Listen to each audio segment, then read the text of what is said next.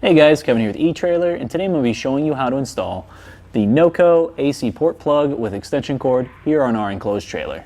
Our NOCO AC Port comes with a nice pressure fit, waterproof cap that's going to provide protection against any water getting in and damaging your electronics or rusting out our prongs that are here on our port itself. So our neighbor has a race trailer here today, and he has some issues with keeping his battery charged when it's just sitting at his house, since he doesn't have a 30 amp hookup to use with his shore power cable that he has sitting right here, and he doesn't really want to lug that heavy cable all the way over to his house. He just wants to take a smaller 15 amp power cord and just run that up to plug in and charge his battery. So what we did today was install the NOCO AC Port Plug, which easily allows him access to a 15 amp prong and then an extension cord that he can run to a NOCO Battery Charger that can just sit in his trailer and power his battery anytime he needs it to. We have a smaller cord on our charger today. This is actually the 16 inch, but this also does come in a variety of different sizes, like 6 foot or 12 foot. And there's also a second option where it'll come with 2 different cables for you in case you need to plug in 2 different things and charge them.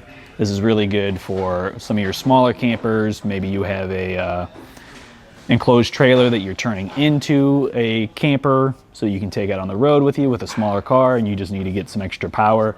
This will give you a really easy hookup anytime you need it.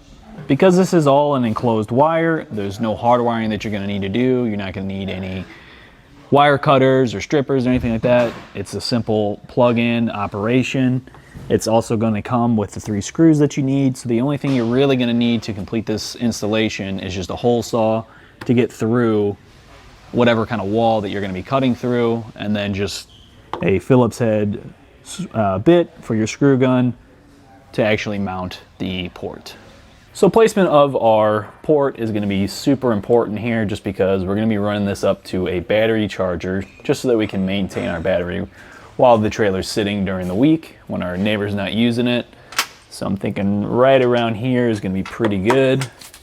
That'll give me enough room with our 16 inch extension cord to run up to the actual charger itself and then down over to our battery. So now that we have that marked out, we can go ahead and start making our hole. To cut our hole, I'm going to be using a 2-inch hole saw. It's just big enough to make it around the port and our plug without actually being too large to where we're going to interfere with our holes here for mounting.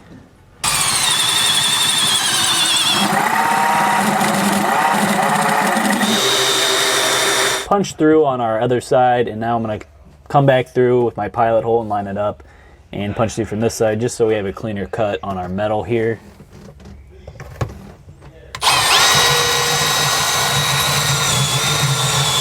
So I kind of test fit our plug in here, and our cord is just going to be in the way just a little bit. So I'm going to take a grinder and just kind of notch this out just a little bit so our cord can get through a little bit easier. Now with that grinded down a little bit, go ahead and stick our extension cord through. As you're putting this in, make sure you have your gasket turned correctly just so that the holes line up. We want to make sure that we're keeping our water seal here when we're putting this in.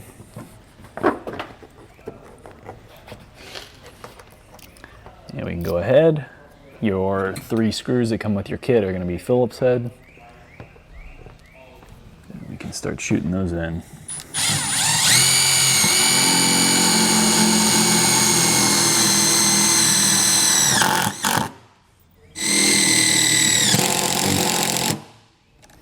When you're doing this, make sure that you don't overdo it and then end up cracking your plastic housing here. But that should be it for the screws. Even though there is this rubber gasket around here, I'm still going to come back with some clear silicone and just go around this just to ensure that we don't have any water leaking into our trailer. Trying to go real light because when I start spreading this, it's going to be everywhere.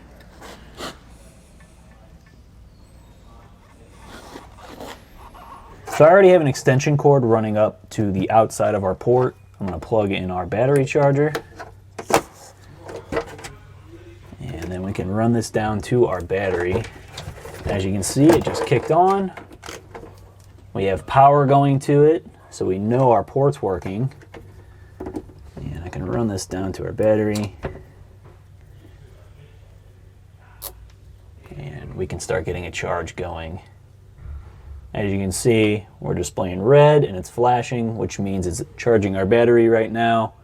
So we can go ahead, clean this up just a little bit, put our nuts back on our battery, and be good to go.